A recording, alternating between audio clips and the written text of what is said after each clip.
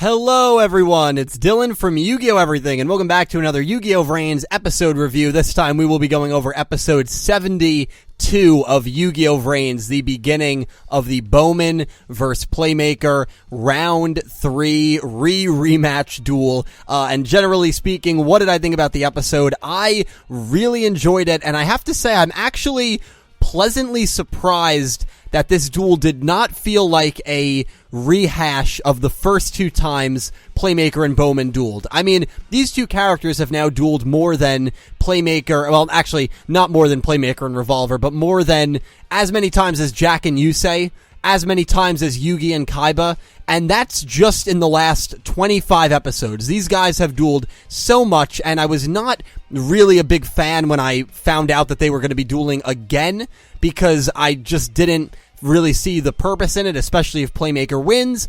But I thought the episode did a really good job of making Bohman kind of interesting and definitely the most threatening that he has been since he has debuted. And when you kind of look at it now in hindsight, the first duel, he had no idea what was going on. I mean, he literally didn't even know who he was. He didn't know anything he didn't know anything. The second duel was kind of the 75% stage where he has these false memories and he's not, fully completed as the program. He's not fully completed as Lightning's program, the vessel that is going to combine all of the Ignis. And finally now you have his final form, and I think they did a really good job with showing off how much more intimidating and how much more vicious he is with his final form. He's a lot more competent than he was in the first two duels of the show, than he has been really in the entire show thus far. He was a lot more menacing. Just the whole race to see who goes first when the debris is flying from the data storm in the middle of the destroyed Cyberse world, and he's got this really wicked smile on, and he's flying at like hyperspeed through all of these rocks and debris, and he ends up winning the race and choosing to go second. Even that sequence was like, oh wow, he's not messing around. Like, it's not a case where he's Lightning's puppet. He feels like his own individual character now, and I guess that's what was missing from the first two duels, right? In the first duel, he had no idea what was going on. You didn't really feel like he was a character. In the second duel, he wasn't really a character because he had these fake memories, but now this is who he actually is. And I thought the episode actually did a really good job of getting me more engaged than I thought I would be in Bohman's character and in this RERematch. So I give the episode props there, but of course you guys let me know what you thought of that, whether you agree or disagree. As for some highlights of the episode, I'd probably be jumping around a little bit. I really liked the interaction between Playmaker and I, and we can finally see that relationship slowly but steadily developing into a friendship. We have made a lot of progress since the beginning when I was just a captive of Playmakers, and even the beginning of Season 2, you could argue, where they didn't really communicate that well. This was the first duel where I believe I instructed Playmaker on what to do, and Playmaker actually listened to him instead of saying shut up. This was the first duel where Playmaker actually smiled at I after I said something encouraging instead of like brushing it off. Maybe not the first time, but one of the only times he's done that. So, and that also goes back to another point that I really liked. A quote that I really loved in this episode is when Playmaker goes, "The future doesn't change, you change the future." It reminds me a lot of a quote, I forget when this was. I think this was like episode 30, 31, when Yusaku or Playmaker saw the eclipse, and he said that he's going to uncover the light behind the darkness. And I really like that quote. I like that quote so much that obviously VRains airs Wednesday mornings. When I was an RA at college, I had my RA meetings at 1 o'clock or 1 o'clock, 2 o'clock, and we were just so happening the day that episode aired, we were going around the room and talking about a quote that means a lot to us. And so I said a variation of that quote, and it was inspired from that Yu-Gi-Oh! VRains episode where I said, I like to view life as an eclipse because everyone goes through darkness. Everyone goes through dark times. Everyone goes through tough times, but there is always a light behind the darkness. And that's why I always like to view eclipses as things that kind of inspire me when moments get tough, because I know the dark is always temporary, just like an eclipse is temporary. And everyone in the room was like applauding. They were like, wow, that was a really deep quote. And like, you made that up. That's all. I didn't make it up. I got it from freaking Yu-Gi-Oh! VRains, but it was an amazing quote. And this quote in the episode kind of reminds me of that, where the future doesn't change. And it's true. If you do nothing to change the future, then the future does not change. But you can change the future. It's a very simplistic yet deep quote, and I really, really liked it. It really, really resonated with me. So look at VRains and look at Yusaku, as bland of a character as he can be at times, or as closed off as a character as he can be at times. He is still a really, really good guy when it comes to deep inspirational quotes, at least for me. And I really like Yusaku as a character, really like him. So, but this is not about Yusaku, obviously. This is about the episode, and it's right after that quote that Ai goes, yeah, we can do it. I believe in you. And that's when Yusaku smiles at him. And just the little things like there, you can see a friendship and a level of respect is definitely being formed from Playmaker to Ai. I think the level of friendship and respect was always there in Ai's view at Yusaku, but it was always missing from Yusaku's view at Ai. He's kind of returning those feelings now. So it's nice to see that. With a protagonist like Yusaku, you're not going to see him, blatantly go on these friendship speeches and blatantly say outright how he's feeling. It's the little cues like that, and I do like looking for them, and I do like when the show slips them in. So the development between him and Ai, really good in this episode.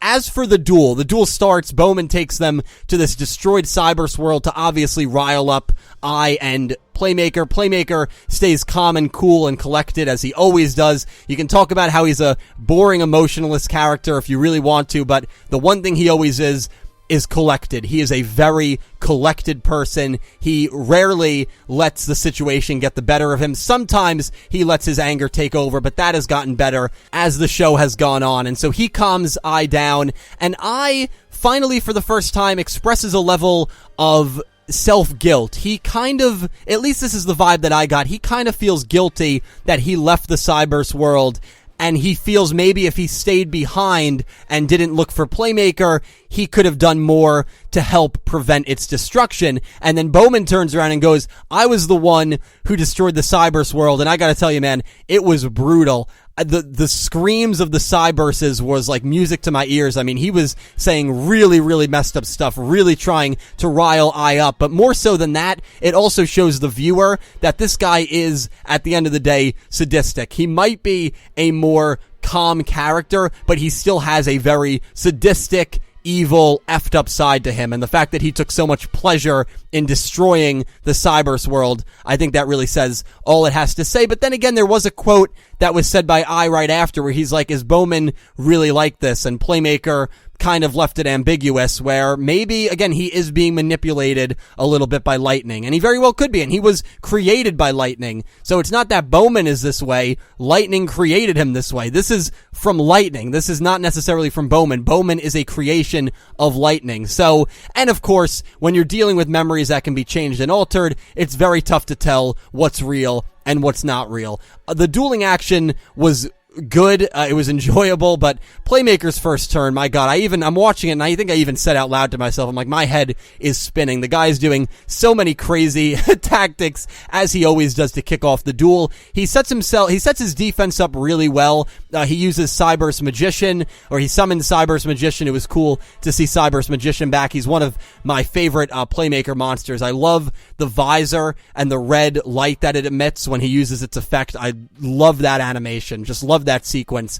Bohman ends up summoning his Link 3, I believe, Hydra Drive Trident Lord onto the field, and he uses that to deal some damage to Playmaker. It's not a lot, though. It's only 550 points of damage. Playmaker was pretty well prepared, as he should have been, and I like that. This is the third time they are dueling, so there was a lot of, I kind of know what you're going to do. I know what's coming. I know how to defend myself. I know what to expect, as there should be, because, again, this is their third time dueling. As I said earlier, they have dueled just as many times now as Yusei Fudo and Jack Atlas, as Seto Kaiba and Yugi Moto. They should know each other really well at this point, and they do. So I'm glad the episode showed that aspect and side of things. And towards the end of the episode, Playmaker went for his signature OTK. How many OTKs is this guy hit? How many more OTKs is this guy gonna hit? He goes for his OTK with Cyber's Magician, and very interestingly, the only reason he goes for it is because of I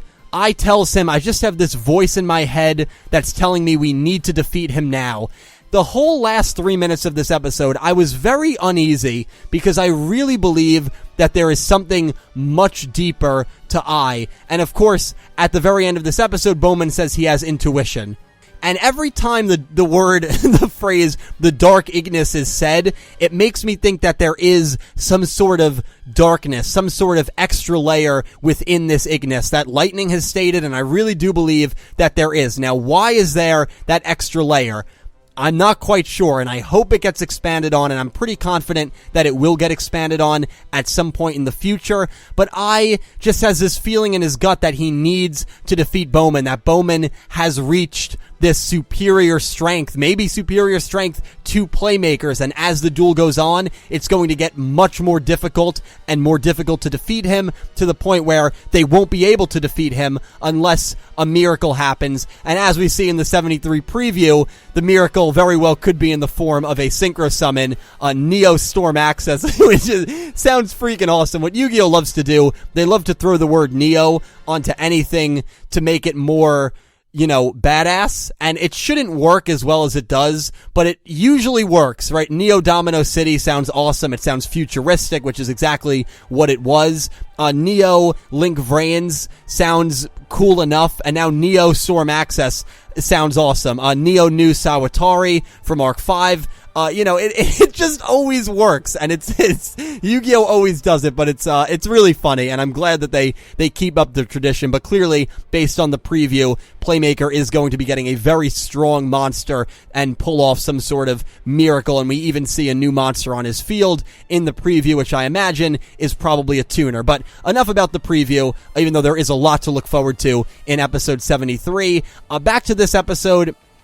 Yeah, there's just a lot more with the Dark Ignis, with I, and I like how even I is unaware of what it is, right? Because he knows that there is something that sets him apart from the other Ignis, and I truly believe that, and I don't know whether it was something that happened during the experimentation. I don't know if it was maybe he was like the leader of the pack, or Dr. Kogami gave him some special coding that gave him some more human elements, which is why he kind of wants to coexist with the humans more than the other Ignis, and why he has these human-like feelings like intuition and like, they have link sense, whatever really that is. There's just a lot of unknowns still with I, and I still do feel like that can be a good thing or it can be a bad thing in terms of there is maybe some evil within him, and maybe some corruption, like human corruption or something like that. And we're just going to have to wait and see. But the whole last 3 minutes of this episode, very interesting. And this is the first time that Playmaker listens to I, and will it come back to haunt him in this duel, and what will the dialogue be if it does come back to haunt him? I don't think Playmaker would be really too upset about it, because clearly he saw the opening that I saw, but Bohman cut him off with, I believe it was a trap card. So, what are you really going to do about that? But yeah, a really, really interesting episode, and it definitely held my attention way more than I thought the RERematch would, mainly because it is the third time we have seen these two duel, but very excited for the next episode. Already kind of talked about the preview, but guys, please let me know all your thoughts on episode 72 and your predictions for 73 down below in the comment section. I love hearing from you, and I'm very excited to talk to you down below. A special thank you to my Platinum tier patrons, Alexa Baker, Glen McGookin, Jorge Carrillo, and James Rose, and to my Diamond tier patron, Bouldergeist, and to my Egyptian God tier patrons, Syn Cloud and Odd Eyes Vaughn. A huge thank you sincerely to everyone who supports me on Patreon. Cannot tell you how much I appreciate it, and a thank you to everyone who just watches my videos at home. Without you guys, I would not be able to do this. I will talk to you down below. Thank you so much for watching, and I hope you have an amazing day.